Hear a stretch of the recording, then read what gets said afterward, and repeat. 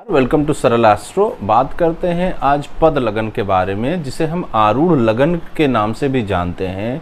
एक ऐसा लगन जो आपको सामाजिक छवि के रूप में जाना जाता है।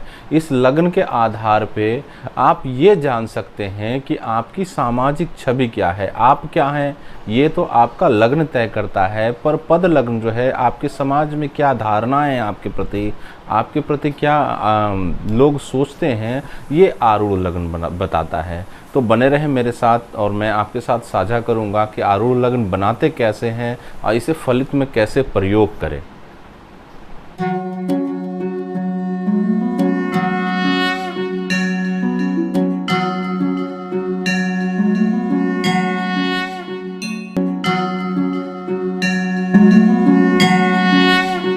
ये इसे समझते हैं कि आरूढ़ लगन को बनाया कैसे जाता है। देखिए, ऐसे तो सॉफ्टवेयर में भी आया है, इसके बहुत सारे सॉफ्टवेयर में आरूढ़ लगन दिया गया है, पर इसे बिल्कुल सिंपल तरीक़ा से आप बना सकते हैं। इसमें ना किसी ग्रह की डिग्री की आवश्यकता है, ना ही राशि की आवश्यकता है। तो और विलंब ना करते हुए मैं आपको बताता हूँ कि आरूढ़ लगन कैसे बनाना चाहिए।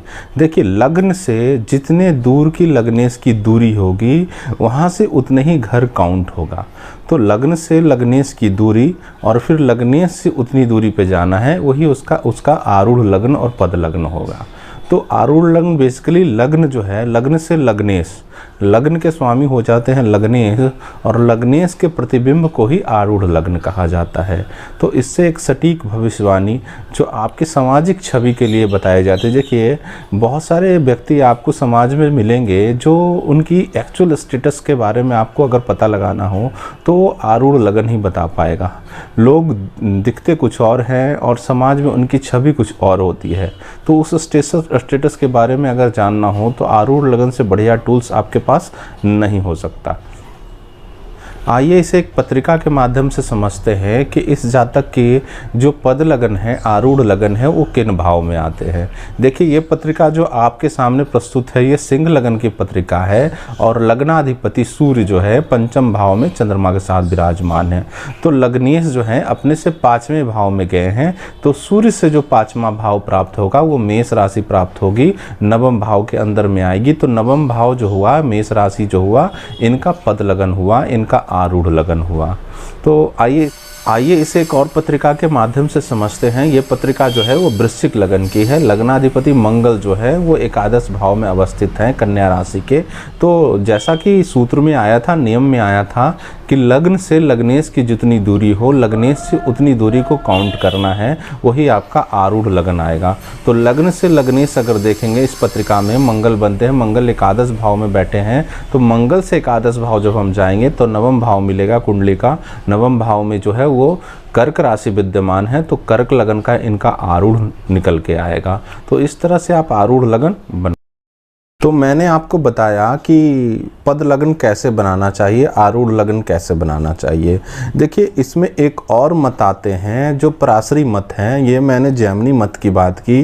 देखिए, उतना ये चीज़ों को मैं कॉम्प्लिकेटेड नहीं करूँगा, बिल्कुल सिंपल तरीका मैं आपको बताता हूँ। लग्न से लग्नेश की जितनी दूरी हो, वहाँ से उतना ही घर आप काउंट कर ले, वही आपका आरूढ़ लगन होगा। फिर कभी उस विषय पर बात करेंगे जो पराशरी मत हैं।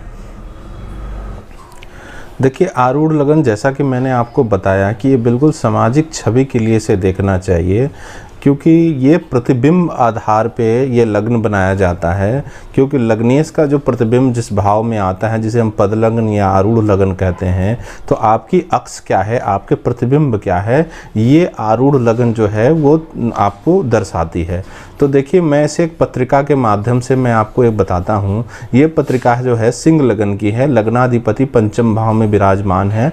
तो इनके जो आरूढ़ लगन आए, लग्न से अगर पंचम जाएंगे तो मेष राशि प्राप्त होगी जो नवम भाव में अवस्थित है।